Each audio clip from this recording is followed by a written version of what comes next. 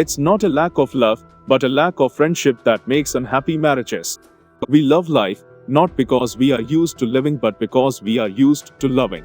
Love is blind, friendship closes its eyes. The demand to be loved is the greatest of all arrogant presumptions. Love is not consolation, it is life. The apprentice and the master love the master in different ways. In revenge and love, a woman is more barbarous than man. Marriage, that I call the will of the two to create the one who is more than those who created it. Of all that is written, I love only what a person has written with his blood. When marrying, ask yourself this question: do you believe that you will be able to converse well with this person into your old age? Everything else in marriage is transitory. What else is love but understanding and rejoicing in the fact that another person lives, acts, and experiences otherwise than we do? The man of knowledge must be able not only to love his enemies but also to hate his friends. A pair of powerful spectacles has sometimes sufficed to cure a person in love. Whatever we did for love always occurs beyond good and evil. Not necessity, not desire, no. The love of power is the demon of men. Let them have everything: health, food, a place to live, entertainment. They are and remain unhappy and low-spirited. For the demon waits and will be satisfied. This is the hardest of all, to close the open hand out of love and keep modest as a giver. It is not when the truth is dirty, but when it is shallow.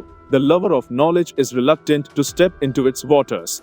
On the mountains of truth you can never climb in vain. Either you will reach a point higher up today, or you will be training your powers so that you will be able to climb higher tomorrow.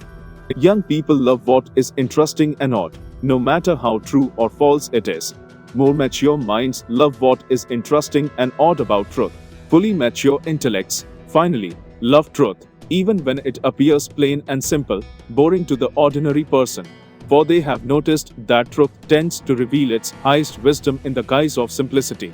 One can promise actions, but not feelings, for the latter are involuntary.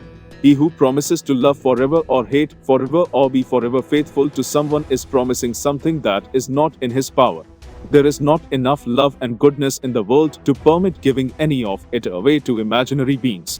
Out of damp and gloomy days, out of solitude, out of loveless words directed at us, conclusions grow up in us like fungus. One morning they are there, we know not how, and they gaze upon us, morose and grey. Woe to the thinker who is not the gardener but only the soil of the plants that grow in him. I love those who do not know how to live for today. Sensuality often makes love grow too quickly so that the root remains weak and is easy to pull out.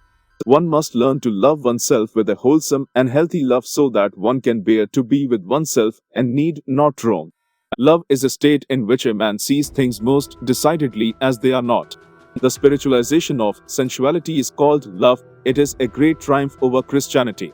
Untroubled, scornful, outrageous, that is how wisdom wants us to be. She is a woman and never loves anyone but a warrior. Today I love myself as I love my God. Who could charge me with a sin today? I know only sins against my God, but who knows my God? The man loves danger and sport.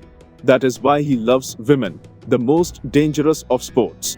One must learn to be a sponge if one wants to be loved by hearts that overflow. It is true love, it is in the soul that envelops the body. Marriage marks the end of many short follies, being one long stupidity. What do I care about the purring of one who cannot love, like the cat? You know these things as thoughts, but your thoughts are not your experiences. They are an echo and after effect of your experiences. As when your room trembles when a carriage goes past. I, however, am sitting in the carriage, and often I am the carriage itself. In a man who thinks like this, the dichotomy between thinking and feeling, intellect and passion, has really disappeared. He feels his thoughts. He can fall in love with an idea. An idea can make him ill. Love matches, so-called, have an illusion for their father and need for their mother. I feel all those human beings to be pernicious who can no longer oppose what they love. They thereby ruin the best things and people. Love brings to light the lofty and hidden characteristics of the lover, what is rare and exceptional in him. To that extent it can easily be deceptive with respect to what is normal in him. Loving and perishing, it's been a rhyme all these eternities. The will to love, that is, also being willing to die. What is that you love in others? Just as soon as we notice that someone has to force himself to pay attention when dealing and talking with us, we have a valid demonstration that he does not love or us that he does not love us anymore. Out of love, women become entirely what is that they are in the imaginations of the men who love them. To discover he is loved in return ought really to disenchant the lover with the beloved. I devote myself to what I love the most, and for this very reason I hesitate to designate with lofty words. I do not want to risk believing that it is a sublime compulsion, a law, which I obey. I love what I love the most too much to wish to appear to it as one compelled. In every form of womanly love, something of motherly love also comes to light. Love forgives the lover even his lust.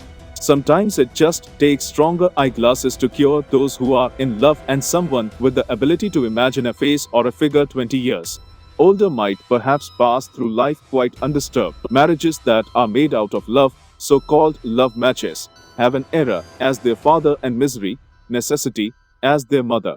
There is always some madness in love, but there is also always some reason in madness.